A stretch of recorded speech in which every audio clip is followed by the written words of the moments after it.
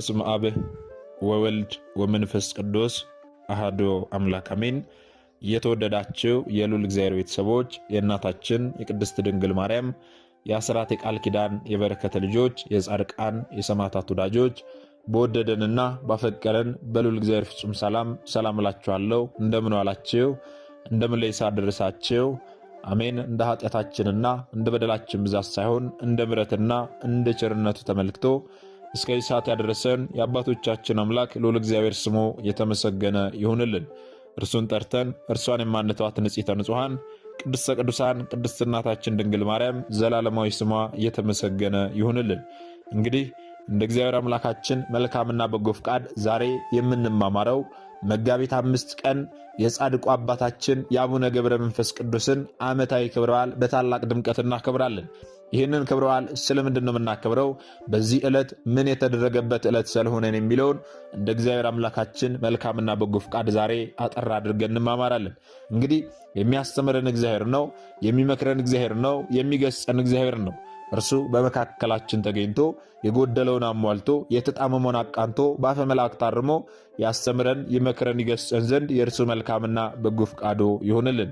የእናታችን የንጽሕተ ንጹሐን የቅድስተ ቅዱሳን የቅድስት እናታችን የድንግል ማርያም ምልጃ ተረዳይነቷ በረከቷ ሁሉ በሁላችን ላይ ይደርብን።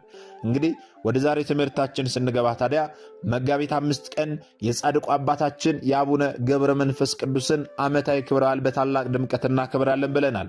ይህንን ክብረ በዓል ስለምንድን ነው የምናከብረው ስንል በዛሬቱ ዕለት መጋቢት 5 ቀን የታላቁ አባታችን የአቡነ ገብረ መንፈስ ቅዱስን ዓመታዊ ክብረ በዓል የምናከብረው የዕረፍታቸው መታሰቢያ ስለሆነ ነው፣ ወይም ደግሞ ያረፉበት ዕለት ስለሆነ ነው። ታዲያ የዕረፍታቸው መታሰቢያ ነው ብለን ብቻ ማለፍ ሳይሆን ጻድቁ አባታችን አቡነ ገብረ መንፈስ ቅዱስ ማን ናቸው? ከማን ተወለዱ? እንዲሁም ደግሞ ምን አይነት ተጋድሎንስ ተጋደሉ የሚለውን ማወቅ ያስፈልጋልና ከብዙ በጥቂቱ አጠር አድርገን እንመለከታለን ማለት ነው። እንግዲህ ጻድቁ አባታችን አቡነ ገብረ መንፈስ ቅዱስ የት ተወለዱ ስንል የተወለዱት ግብፅ ንሂሳ አካባቢ ነው። እናትና አባታቸው ማን ናቸው ስንል ደግሞ አባታቸው ስምዖን እናታቸው ደግሞ አቅሌስያ ይባላሉ ማለት ነው። ታዲያ ጻድቁ አባታችን አቡነ ገብረ መንፈስ ቅዱስ ገና በተወለደባት ዕለት ድንቅ ስራን ሰርቷል። ምንድነው የሰራው ስንል ታዲያ ከእናቱ እቅፍ ወርዶ ከጨለማ ወደ ብርሃን ላወጣኸኝ ለአብ ለወልድ ለመንፈስ ቅዱስ ምስጋና ይሁን እያለ ለሥላሴ ሰግዷል፣ ምስጋና ማቀርበዋል ማለት ነው። እስቲ ቆም ብላችሁ አስተውሉ ወገኖቼ። ዛሬ የትኛው ሕፃን ልጅ ነው ገና በተወለደባት ዕለት ፈጣሪን የሚያመሰግን አጋዕዝተ ዓለም ቅድስት ሥላሴን የሚያመሰግን ለቅድስት ሥላሴስ የሚሰግድ የትኛው ፍጡር ነው? የትኛው ልጅ ነው? ጻድቁ አባታችን አቡነ ገብረ መንፈስ ቅዱስ ግን ገና በተወለዱባት ዕለት ገና ከእናታቸው ማኅፀን በወጡባት ዕለት ከጨለማ ወደ ብርሃን ላወጣኸኝ ለአብ ለወልድ ለመንፈስ ቅዱስ ምስጋና ይገባል ብለው ለሥላሴ ምስጋና አቀርበዋል። ታዲያ ገና በተወለዱባት ዕለት ምስጋና ያቀረቡት ጻድቁ አባታችን አቡነ ገብረ መንፈስ ቅዱስ 3 ዓመት ሲሆናቸው የእግዚአብሔር መልእክተኛ ቅዱስ ገብርኤል ወርዶ ሕፃኑን ከእናቱ እቅፍ አንስቶ ብዙ ባህታዊ ወዳሉበት ገዳም ወስዶ ከአንዱ አበምኔት ደጅ ላይ አስቀመጠው ማለት ነው።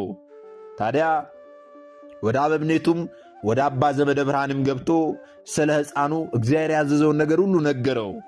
በዚያን ጊዜ ታዲያ ነገሩ እውነት እንደሆነ ይረዳ ዘንድ አባ ዘመደ ብርሃን ተነስቶ ወደ ደጅ ወጣ። ወደ ደጅ ሲወጣ ታዲያ መልአኩ እንደነገረው ሕፃን ከበራፉ ቁጭ ብሎ አገኘው። ያ ሕፃን ደግሞ ፈገግታን ተሞልቶ ደስ ተሰኝቶ በደስታ ፈገግታን ተሞልቶ በራፉ ላይ ቁጭ ብሎ አገኘው። ያን ጊዜ እጅግ ደስ ብሎት እግዚአብሔርን እያመሰገነ ለእግዚአብሔር ሰግዶ ሕፃኑን አንስቶ ወደ ባቱ አስገባው። አባ ዘመደ ብርሃንም ታዲያ በፍቅር በሥነ ሥርዓት ጻድቁ አባታችንን አሳደገው። የዳዊትን መዝሙርና ቤተ ክርስቲያናችን የምትቀበላቸውን መጽሐፍት ሁሉ ብሉይንና ሐዲስን አስተማረው። ከዚያም በኋላ ክህነት ይሰጠው ዘንድ ስሙ አብርሃም ወደሚባል ጳጳስ ዘንድ ወሰደው። አባ ዘመደ ብርሃን ወደ ጳጳሱ ካደረሰው በኋላ ጳጳሱ ባየው ጊዜ ደስ አለው። የድቁና ማዕረግንም ሾመው። እንደ ቀዳሜ ጸጋ እንደ ቅዱስ እስጢፋኖስም ታዲያ ጸጋንና ክብርን ሞገስን የተሞላ ሆነ ጻድቁ አባታችን አቡነ ገብረ መንፈስ ቅዱስ። ከጥቂት ቀኖች በኋላም በጌታችን ትእዛዝ ቅስና ተቀበለ። በጾም በጸሎት በስግደት በብዙ ትጋትም እየተጋደለ በበረሃ ውስጥ ብቻውን ኖረ። በበረሃም ብዙ ዘመናትን ሲኖር ነፍሱን እንዲህ ላት ነበረ፣ ነፍሴ እወቂ በእግዚአብሔር ፊት ራቆትሽን ትቆሚ ዘንድ እንዳለሽ፣ እንግዲህ ጽኚ፣ በርቺ፣ ታገሽ እያለ ነፍሱን ይገስጻት ነበረ። ታዲያ ቆዳው ከአጥንቱ እስኪጣበቅ ድረስ ያለ መብልና ያለ መጠጥ የሚጾም የሚጸልይ ሰው ሆነ። ለስጋው ምንም የሚጠቅመውን ነገር የሚያደርግ አይደለም። ለስጋው የሚጠቅም ምንም ነገር አያደርግም ነበረ። ታዲያ ከብዙ ዘመናት በኋላ ለአባታችን ለአቡነ ገብረ መንፈስ ቅዱስ እግዚአብሔር አምላክ ተገልጦ እንዲህ አለው፣ የብርሃን ሰረገላ ይሁንልህ፣ መድረስ ወደምትሻበት ሁሉ ብረር። እኔንም ማየት በፈለክ ጊዜ ከአባቴና ከመንፈስ ቅዱስ ጋር በሦስትነቴ ታየኛለህ። አሁንም ወደ ኢትዮጵያ ምድር ሂድ፣ በዚያም ከደይን የምታወጣቸው ነብሳት አሉ አለው። አስተውል እግዚአብሔር ቤተሰቦች፣ ጻድቁ አባታችን አቡነ ገብረ መንፈስ ቅዱስን እግዚአብሔር አምላክ ወደ ኢትዮጵያ ምድር ላከው። ወደ ኢትዮጵያ ምድር መጥቶ ደግሞ ከደይን የሚያወጣቸው ነብሳት እንዳሉ ነገረው። ከዚህ በኋላ ታዲያ በስዕላቸው ላይ እንደምንመለከተው 60 አንበሶች 60 ነብሮች ከፊት ከኋላ አጅበውት ወደ ኢትዮጵያ ምድር ጻድቁ አባታችን አቡነ ገብረ መንፈስ ቅዱስ መጡ፣ ተጓዙ። አስተውል እግዚአብሔር ቤተሰቦች፣ ቀደምት ቅዱሳን አባቶቻችን አንበሶችና ነብሮች እንዲሁም ደግሞ እንስሳትም ጭምር የሚታዘዙላቸው፣ አራዊትም ጭምር የሚታዘዙላቸው፣ የእግራቸውን ትቢያ የሚልሷቸው ናቸው ቅዱሳን አባቶቻችን። ጻድቁ አባታችን ወደ ሀገራችን ወደ ኢትዮጵያ ሲመጡ 60 ነብሮችና 60 አንበሶች አጅበውት ነው። ታስተውሉ። አንዳንድ ሰዎች ግን ስዕላቸውን ሲመለከቱ 60 አንበሶች 60 ነብሮች አንድ ላይ ሲሳሉ አይ እናንተ ይህ ባዕድ አምልኮ ነው፣ እናንተ እኮ አንበሶችን እናንተ እኮ ነብሮችን ነው የምታመልኩት ብለው ነገሩን ወደ ሌላ ነገር የሚወስዱ አሉ። ነገር ግን ታሪካቸው እንደሚነግረን መጽሐፈ ስንክሳራችን መጋቢት 5 ቀን እንደሚነግረን ከሆነ ጻድቁ አባታችን ወደ ሀገራችን ሲመጡ በአንበሳና በነብሮች ታጅበው እንደሆነ ይነግረናል ማለት ነው። አስተውሉ። የእግዚአብሔር መልእክተኛ ቅዱስ ገብርኤልም ከአንበሶችና ከነብሮች ጋር በንፋስ ሰረገላ አሳፍሮ ይመራቸው ነበረ። ታዲያ ወደ ሀገራችን ወደ ኢትዮጵያ ከመጡ በኋላ ወደ ልዩ ተራራ ሄዱ። ያቺ ልዩ ተራራ የት ናት ስንል ወደ ደብረ ዝቋላ ሄዱ ማለት ነው። ዝቋላ ወደ ተባለው ተራራ ሄዱ ማለት ነው። የእግዚአብሔር መልእክተኛ ቅዱስ ገብርኤል ወደዛ ደረሰው። ወደዛ ከሄደም በኋላ ጻድቁ አባታችን አቡነ ገብረ መንፈስ ቅዱስም ታዲያ በባህሩ ቆሞ ምስራቁን፣ ምዕራቡን፣ ሰሜኑን፣ ደቡቡን አራቱንም ማዕዘን የኢትዮጵያን ማዕዘን ሁሉ ተመለከተ። ይህንን ሲመለከት ታዲያ የኢትዮጵያ ሰዎች የሚሰሩትን ኃጢአታቸውን በዓይኖቹ ፊት የተገለጠ ሆኖ አየ። አራቱን ማዕዘን ሲመለከት የኢትዮጵያ ሰዎች የሚሰሩት ክፋታቸው፣ ኃጢአታቸው፣ በደላቸውን ሁሉ እንደ መስታወት በፊቱ ተገልጦ ሁሉንም አይቻለ። በዚህን ጊዜ ታዲያ ወዲያውኑ በራሱ ተዘግዝቆ ተወርውሮ ወደ ባህር ውስጥ ገባ። ወደ ባህር ውስጥ ከገባ በኋላ ታዲያ እኚህን የእጅ ፍጥረቶች የሆኑትን የኢትዮጵያን ሕዝብ ካልማርካቸው ከዚህ ባህር እንደማልወጣ በእግሮቼም እንደማልቆም በሕያው ስምህ እምላለሁ ብሎ ማለት ጻድቁ አባታችን። እንዲህም ሆኖ ታዲያ የኢትዮጵያን ሕዝብ ለማስማር ጻድቁ አባታችን አቡነ ገብረ መንፈስ ቅዱስ 40 ቀን 40 ሌሊት በባህር ውስጥ ቁልቁል ተዘግዝቆ ኖረ። ታዲያ በ40ኛው ቀን ስምህን የጠራውን መታሰቢያን ያደረገውን እምርልሃለሁ የሚል ቃል በመልአክ አማካኝነት ወደ አባታችን ወደ አቡነ ገብረ መንፈስ ቅዱስ መጣ። አባታችንም ታዲያ ይህንን ቃል ሲሰሙ መልአኩን እንዲህ አሉት፣ መላውን የኢትዮጵያን ሰው ካልማረልኝ ከዚህ ባህር አልወጣም አሉት። በዚህ ጊዜ መልአኩ ካጠገባቸው ሄደ። አባታችን አቡነ ገብረ መንፈስ ቅዱስም ታዲያ በዚያ ባህር ውስጥ ቁልቁል ተዘግዝቀው 100 ዓመት ሙሉ ኖሩ። አስተውሉ። ሥጋ ሁሉ አለቀ፣ ደሙም በባህር ውስጥ ፈሰሰ። አጥንቶቹም እንደ በረዶ ነጭ ሆነው ታዩ። አጋንንትም ታዲያ ከአራቱም ማዕዘን በየቀኑ እየመጡ 700 ሺህ 300 ሺህ የሆኑ በመምጣት በቀስታቸው ይነድፉት ነበረ። እስከ 100 ዓመት ድረስ ብዙ መከራ ስቃይን ያደርሱበት ነበረ። አጥንቶቹን በሻፎ ድንጋይ ይፍቁት ነበረ። ይህንን ሁሉ መከራ ቢያሰቃዩትም ቁልቁል ተዘግዝቆ በባህር ውስጥ ገብቶ አጥንቱ ከላዩ ላይ እስኪያልቅ ድረስ ነጭ ሆኖ እስኪታይ ድረስ አጋንንት እየፋቁት ይህን ሁሉ መከራ ስቃይ በትዕግስት ሲቀበል ኖረ። ይህ ሁሉ መከራ ስለምንድን ነው? ይህ ሁሉ ስቃይ ስለምንድን ነው ስንል የኢትዮጵያን ሕዝብ ለማስማር ነው። እግዚአብሔር አምላክ የኢትዮጵያን ሕዝብ እንዲምርለት ይህን ሁሉ ዓመት 100 ዓመት ሙሉ መከራ ስቃይ ሲቀበል በትዕግስት በባህር ውስጥ ቆየ። ከዚህ በኋላ ታዲያ ጌታችን መድኃኒታችን ኢየሱስ ክርስቶስ ወደ እርሱ መጣ። ወደ እርሱ መጥቶ ከባህሩ ዳር ቆመ። አባታችን ገብረ መንፈስ ቅዱስንም ታዲያ መላውን የኢትዮጵያን ሰው ምሬልሃለሁና ተነስተህ ውጣ አለው። ያን ጊዜ ወጣ። አጥንቶቹም እንደ ወንፊት ቀዳዳ የተበሳሱ ሆነው ተገኙ። ጌታችን መድኃኒታችን ኢየሱስ ክርስቶስም ታዲያ ዳሰሰውና ጤነኛ አደረገው። ወደ ምድረ ከብድም ታዲያ ሰደደው። ከዚያም ወደ ላይ ወጥቶ ከፀሐይ በላይ ከሰማይ በታች እስከ 7 ዓመት ኖረ። ዳግመኛም ታዲያ ወደ ምድረ ከብድ ተልኮ እንደ አምድ የተተከለ ሆኖ 7 ዓመት ቆሞ ኖረ። ወደ ሰማይ ሲመለከት ቅንድቦቹን አልከደንም፣ ራሱንም ወደ መሬት ዝቅ አላደረገም ነበረ። እጆቹም ወደ ሰማይ ተዘርግተዋል። አንድ ቦታ እንደ አምድ የተተከለ ሆኖ 7 ዓመት ቆሞ በጾም በጸሎት ሲጋደል ኖረ። ጻድቁ አባታችን አስተውሉ። እነሆ ሰይጣን በቁራ ተመስሎ መጣ። ከዚያም በኋላ ታዲያ ዓይኖቹ ወደ ሰማይ ያንጋጠጡ ሆኖ አገኛቸው። በራሱ ላይም ተቀምጦ 2 ዓይኖቹን አንቁሮ አሳወረው። እርሱ ግን ምንም ሳያጓድል እስከ 2 ሳምንት ድረስ እንደ ቀድሞ በመትጋት ሲጸልይ ኖረ። አስተውሉ። ዛሬ ስዕላቸውን ስንመለከት ዓይናቸው አካባቢ ቁራ ይሳላል። ያም ብቻ ሳይሆን ከዓይናቸው እንባ ሲፈስ እንመለከታለን። ያ ምንድነው ስንል ታዲያ አሁን ያነሳነው ታሪክ ነው። ሰይጣን በቁራ ተመስሎ መጥቶ ዓይናቸውን እንዳሳወረው፣ ዓይናቸውን ቢያሳውረው እንኳን እርሳቸው ግን ጻድቁ አባታችን እስከ 2 ሳምንት ድረስ ምንም ሳያጓድሉ እጃቸውን ወደ ሰማይ እንደዘረጉ ዓይናቸው ወደ ሰማይ ሆኖ ሰይጣን ቢያሳውራቸውም እንኳን ቀና ብለው እንዳሉ እስከ 2 ሳምንት ድረስ በመትጋት ሲጸልዩ ኖሩ። አስተውሉ እግዚአብሔር ቤተሰቦች። ከዚህ በኋላ ታዲያ ቅዱስ ሚካኤልና ቅዱስ ገብርኤል መጥተው በፊቱ ቆሙ። በሁለቱ ዓይኖቹ ላይ መፋሉበት፣ ብርሃንም ሰጥቷቸው እንደ ቀድሞ ማየት ቻሉ። ቅዱስ ገብርኤልና ቅዱስ ሚካኤል ዓይኖቻቸውን ፈወሱላቸው። ከሰማይ ታላቅ ኃይል ተሰጥቶሃልና ጠላቶችን ትበቀላቸው ዘንድ ወደ ደብረ ዝቋላ ሂድ አሉት። ከዚያም በኋላ መላእክት ካጠገቡ ሄዱ። እርሱም ተነስቶ ወደ ደብረ ዝቋላ ተጓዘ። በጎዳናም ሲጓዝ ታዲያ 3 ሽማግሌዎች ከእንጨት ጥላ በታች ተቀምጠው አገኘ። አባታችንም ባያቸው ጊዜ ልሰወራቸው ብሎ በልቡ አሰበ።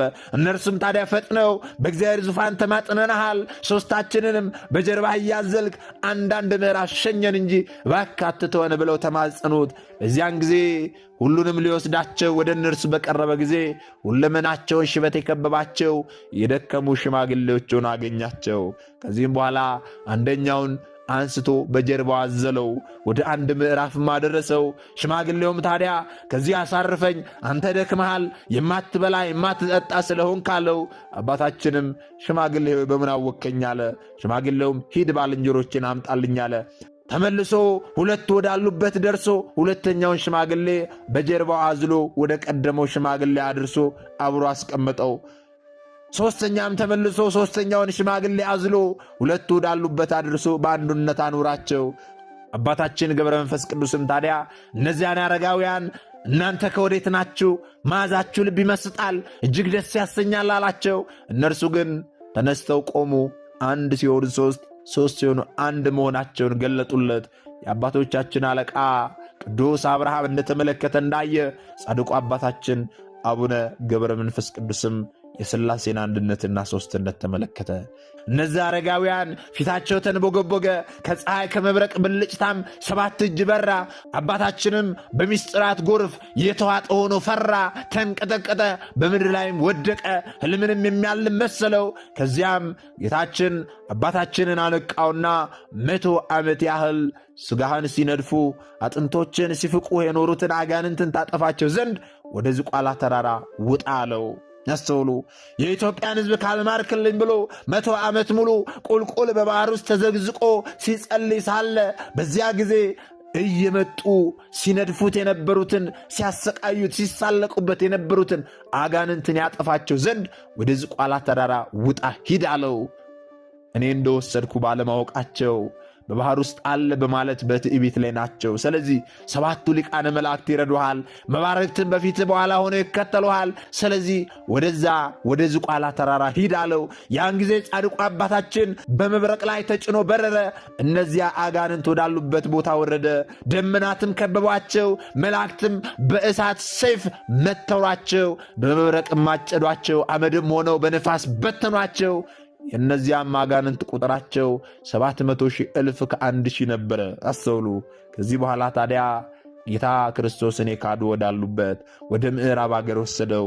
ነገሥታቱና መሳፍንቱ መኳንንቱም በሚወጡበትና በሚገቡበት ጎዳና ላይ አቆመው። ጌታችንም ታዲያ በዚች ጎዳና ብዙ መከራ ያገኝሃል፣ ግን በርታ፣ ታገስ ብሎ በዚያ ተወው። ጻድቁ አባታችን አቡነ ገብረ መንፈስ ቅዱስን ያስተውሉ። በዚያን ጊዜ ታዲያ የዚያ ሀገር ንጉሥ የሆነው ጣዖታቱን አስይዞ መኳንንቱን ሰራዊቱን አስከትሎ በዚያች ጎዳና ላይ ሲመጣ ጻድቁ አባታችን አቡነ ገብረ መንፈስ ቅዱስን አገኛቸው። እነርሱ በተገናኙ ጊዜ ታዲያ ጣዖታቱ ወድቀው ተሰባበሩ። ንጉሡም ታዲያ አባታችንን ባየው ጊዜ አንተ ጸጉር ለባሽ ምንድነህ? ከወዴት ነህ? ሰው ነህን? ብሎ ጠየቀው። ጻድቁ አባታችን አቡነ ገብረ መንፈስ ቅዱስም ታዲያ አሁን ክብር ያለኝ ሰው ነኝ፣ የኢየሱስ ክርስቶስ ባሪያ የሆንኩኝ ሰው ነኝ ብሎ ለካሃዲው ንጉሥ መለሰለት። ንጉሥም ታዲያ ዳግመኛ አባታችንን በዚያ አይሁድ በሰቀሉት ታምናለህን? ብሎ ጠየቀው። አባታችንም ታዲያ በሰው ፊት አምንበታለሁ፣ ስለ እኔ በተሰቀለው አላፍርበትም። ስለ እኔ ብቻ አይደለም የተሰቀለው፣ ለአንተም ጭምር ነው። ለአንተም ብቻ አይደለም፣ ከአንተ ጋር ላሉትም ጭምር ነው የተሰቀለው። በእርሱ ደግሞ አላፍርም። ንጉሥ ሆይ የዘላለም ሕይወትን ታገኛላችሁ፣ በእውነት በኢየሱስ ክርስቶስ እመኑ እያለ ጻድቁ አባታችን አቡነ ገብረ መንፈስ ቅዱስ ያንን ከሃዲ ንጉሥ ይሞግተው ይመክረው ይገሥጸው ዘንድ ጀመረ። ንጉሥም ታዲያ ይህንን ነገር በሰማ ጊዜ ተቆጣ። ሰራዊቱንም ጠርቶ በፍጥነት እሳትን አንድዶ አለ። ለተሰቀለው ለናዝሪቱ ሰው ባሪያው ነኝ የሚለውን ጸጉር ለባሽ ወስዳችሁ ጨምሩት አላቸው። የእሳቱም ነበልባል በረጅም ዛፍ መጠን ከፍ ከፍ እስከሚል ድረስ አንድዶ አላቸው፣ አነደዱ። አባታችን ግን ንጉሡና ሰራዊቱ ሁሉ እያዩት አልፎ በፈቃዱ ወደ እሳቱ ገባ። ማንም ሳይነካው፣ ወታደሮች ሳይላኩ ለእርሱ እየነደደ ወዳለው እሳት ገባ። እሳቱም እንደ ወንዝ ውሃ ቀዘቀዘ። ሰራዊቱም እጅግ ተደነቁ፣ አደነቁ። እኩሌቶቹም ታዲያ ይህንን ተአምር ሲመለከቱ የክብር ባለቤት በሆነ በጌታችን በኢየሱስ ክርስቶስ አመኑ። ንጉሡም ሲያደንቁ ባየ ጊዜ ፈጽሞ ተቆጣ። ከ77 አርበኞቹ ጋር በቁጣ ተነስቶ ያደነቁትንና ያመኑትን ሁሉ አንገታቸውን እየቆረጠ ገደላቸው። አስተውሉ። በዚያች ቀን ታዲያ የተቆረጡ 40,000 ሆነው ተቆጠሩ። ንጉሡም ታዲያ የአባታችንን አንገት ሊቆርጥ ሰይፉን መዞ ተወርውሮ ሄደ። ያን ጊዜ ከመብረቅና ከነጎድጓድ ጋር ታላቅ ንውጽውጽታ ሆነ። ንጉሡንም ከሰራዊቱ ጋር አጠፋው። ከካዲው ንጉሥ ጋር የሞቱት ደግሞ ቁጥራቸው 4,000 ሆነ። ጌታችን መድኃኒታችን ኢየሱስ ክርስቶስ ታዲያ አባታችን ገብረ መንፈስ ቅዱስን ጠላቶችህንና የእኔን ጠላቶች አጠፋውልህ አለው። አባታችን ግን በመብረቅ የሞቱትን ሬሳቸውን ነፍሳቸውንም መላእክተ ጽልመት ወደ ስቃይ ሲወስዷቸው ባየ ጊዜ መድኃኒታችን ኢየሱስ ክርስቶስን እነዚህን ስሑታን ማርልኝ፣ ሰው ናቸው፣ ይሳሳታሉ፣ ሰው ስሑትና ከዳተኛ ነውና፣ አቤቱ አንተ ግን መሐሪ ቅርብ ባይ ታጋሽ ነህና እነዚህን ስሑታን ማርልኝ አለ። አባታችን ይህንን ሲናገር ጌታችን መድኃኒታችን ኢየሱስ ክርስቶስ ተሰወረው። በዚህ ጊዜ ጻድቁ አባታችን ከዚያ ቦታ ሄደ። ታላቅም ገደል አገኘ። እግሮቹንም በገመድ አስሮ በገደል ውስጥ ተዘግዝቆ ተሰቀለ። በዚህ ጊዜ ሰይጣን ዲያብሎስ መጥቶ ያችን ገመድ ቆረጣት፣ ወደ ታችም ተወርውሮ ወረደ። ወደ ታች ተወርውሮ ሲገባ ታዲያ ቅዱስ ሚካኤል ቀድሞ አባታችንን ያዘውና በእግርህ ላቁምህ ወይንስ ደግሞ በራስህ ላቁምህ አለው። በራሴ አቁመኝ አለው። በራሴ ቆም ዘንድ ተወኝ አለው። በዚህ ጊዜ ቅዱስ ሚካኤል ትቶት ሄደ። ያስተውሉ። በዚያም ጊዜ በራሱ ቆሞ በጥርሶቹ ድንጋይ ነክሶ እስከ 30 ዓመት ድረስ አንጀቱና ናላው ሁሉ እየፈሰሰ አልቆ መላ አካሉ እንደ እንጨት ቅርፊት እስከሚሆን ድረስ ለ30 ዓመታት ጌታችን መድኃኒታችን ኢየሱስ ክርስቶስን እነዚያን የሞቱትን ወደ ሲኦል መላእክተ ጽልመት ነፍሳቸውን ሲወስዷቸው የተመለከታቸውን ሰዎች ይምርለት ዘንድ ጌታችን መድኃኒታችን ኢየሱስ ክርስቶስን ይማጸን ዘንድ ጀመረ። ለ30 ዓመት ማለት ነው። አስተውሉ። ታዲያ ከ30 ዓመት በኋላ ጌታችን መድኃኒታችን ኢየሱስ ክርስቶስ አባታችን አቡነ ገብረ መንፈስ ቅዱስን ገብረ መንፈስ ቅዱስ እያለ 3 ጊዜ ጠራው። እርሱም ታዲያ እነሆኝ ጌታ ያለ። ጌታችንም እነዚያን ከሃዲዎች ምሬልሃለሁ፣ ከዚህ ተነሳ አለው። ያን ጊዜ የነከሰውን ድንጋይ ትቶ ተነሳ። ጥርሱም ተነቅሎ በድንጋዩ ላይ ተተክሎ ቀረ። ክንፎችም ተሰጠውት እየበረረ ከእግዚአብሔር ፊት ደረሰ። ጌታውንም ከማርክልኝ ከሥጋቸው ጋር ተነስተው በመጠመቅ ክርስቲያኖች ይሁኑ ብሎ ለመነው። በዚህ ጊዜ መድኃኒታችን ኢየሱስ ክርስቶስ በሽተኞችን ልትፈውስ ሙታንን ልታስነሳ ሥልጣን ሰጥቻለሁ። አሁንም ወደ ተገደሉት ሄደ፣ በመስቀል ምልክት በላያቸው አማትብ፣ ሕይወት መድኃኒት በሆነ ስሜም አስነሳቸው አለው። ያን ጊዜ በድኖቻቸው ወዳሉበት ቦታ ሄዶ አስነሳቸው። አጥምቆም ክርስቲያኖች አደረጋቸው።